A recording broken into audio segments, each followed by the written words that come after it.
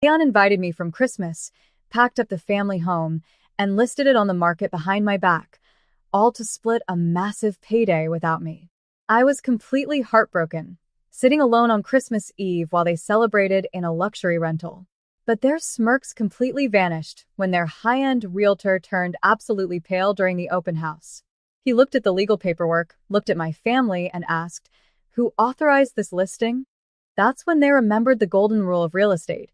You can't sell a house if your name isn't on the paperwork. Before we dive into how I completely ruined their multi-million-dollar scheme, so I can see how far my story has reached. The trap was set, and they walked right into it.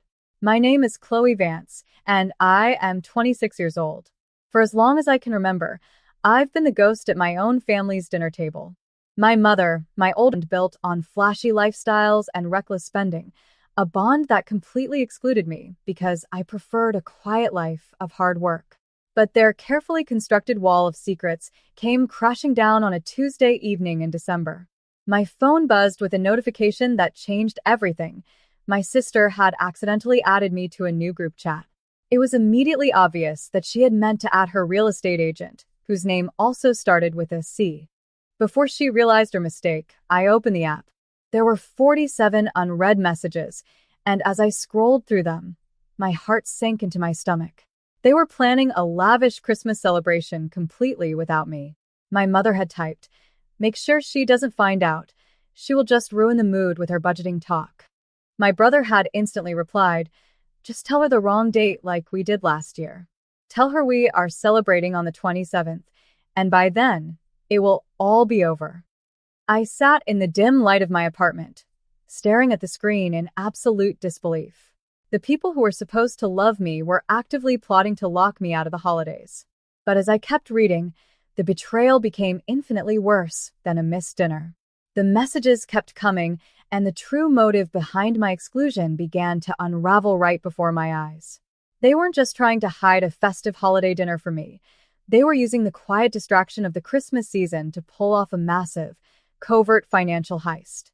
My grandfather had passed away the previous summer, leaving behind our sprawling family estate, a beautiful, historic piece of property that my mother and siblings had eyed like vultures for years. As I scrolled through the screenshots, I saw downloaded PDF attachments and frantic message threads connecting my family to a luxury real estate broker. They had quietly staged the house, taken professional marketing photographs, and were actively coordinating with an ultra-wealthy cash buyer who wanted to close the deal before the new year. The plan laid out in the chat was chillingly simple: finalize the multi-million-dollar sale, split the massive payday entirely 3 ways, and vanish before I ever realized what happened. My brother had even sent a mocking text that read, "Chloe is too soft and clueless to notice anything until the money is already sitting in our bank accounts anyway." They openly joked about my intelligence, completely convinced that my quiet nature made me an easy target to rob. They genuinely believed they could erase my existence, sell the very roof over their heads, and leave me with absolutely nothing. Little did they know, their arrogance had blinded them to a massive legal reality. To understand exactly how big of a mistake they were making, you have to understand the history of that house. My grandfather was a brilliant, self-made man who knew his family incredibly well. He watched for decades as my mother and siblings blew through inheritances, maxed out credit cards, and sank into massive debts trying to fund failed business ventures. He knew that if he left the family estate to them, they would liquidate it within a week and end up completely broke. That is why, on his deathbed, he made a secret arrangement. He called me into his hospital room, looked me in the eyes, and told me I was the only stable force in this family. Right there, with his estate attorney present, he quietly signed the legal property deed over to me entirely, making me the sole owner. To keep the peace while he was alive, he granted my mother and siblings a lifetime tenancy agreement, meaning they could live there comfortably, but they had absolutely no right to alter or sell the property. Because I never flaunted my ownership and let them live there without ever asking for a single dime of rent, their greed made them completely forgetful. They chose to ignore the legal reality of our situation, assuming the house would just default to my mother through probate court. They never bothered to check the county records, and they completely forgot whose name was actually stamped on the legal deed. They thought they were playing a high-stakes game of chess, but they didn't even realize I owned the board. Instead of blowing up in anger or confronting them immediately, I took a deep breath and decided to play the long game. I sat at my desk for the next 2 hours, methodically downloading and securely backing up every single message, photo, and legal contract draft sent in that accidental group chat. I knew that if this went to court, these screenshots would be my absolute armor. My hands were shaking, but my mind had never been clearer. Once I had everything saved in multiple secure cloud folders, it was time to let them know the game had officially changed. I didn't write a long, emotional paragraph crying about how much they hurt me. Instead, I calmly typed a single chilling text message back into the group chat. Merry Christmas. Your realtor will explain the rest. The second the message marked as read, I hit the button to permanently leave the group chat and blocked all of their personal numbers for the night. I refused to give them the satisfaction of arguing or screaming at me over the phone. Almost instantly, my secondary work phone, the one number they rarely used, began blowing up with frantic, unread calls and notifications. I could practically feel the pure panic radiating through the screen as my mother and siblings realized the monumental mistake they had made by letting me see that chat. They were realizing that the quiet, soft Chloe they always dismissed was no longer staying silent. I turned the phone face down, poured myself a cup of tea, and went to bed. The trap was set, and all I had to do now was wait for the sun to rise on Christmas Eve. The next morning on Christmas Eve, my family decided to proceed with their exclusive, high-stakes VIP open house anyway. They mistakenly believed my text was just an empty threat, assuming they could simply push the final sale through probate court later and fix any paperwork issues with enough cash. They had no idea I was already 10 steps ahead of them. I dressed impeccably in a sharp, tailored coat, called my real estate attorney, and drove straight over to my grandfather's estate. When I arrived, the circular driveway was packed with luxury vehicles. I walked through the front doors and found my mother and siblings pouring expensive champagne for wealthy prospective buyers in the beautifully staged living room. The second my sister saw me, the glass nearly slipped from her hand.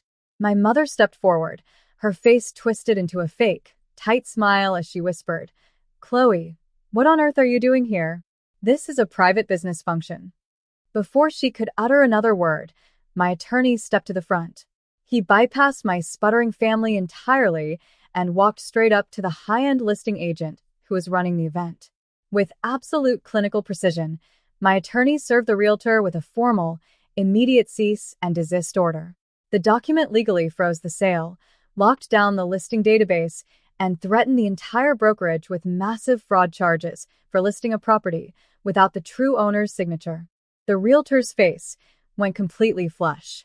He stared at the paperwork, looked at my pale, trembling family, and demanded to know who authorized this illegal listing.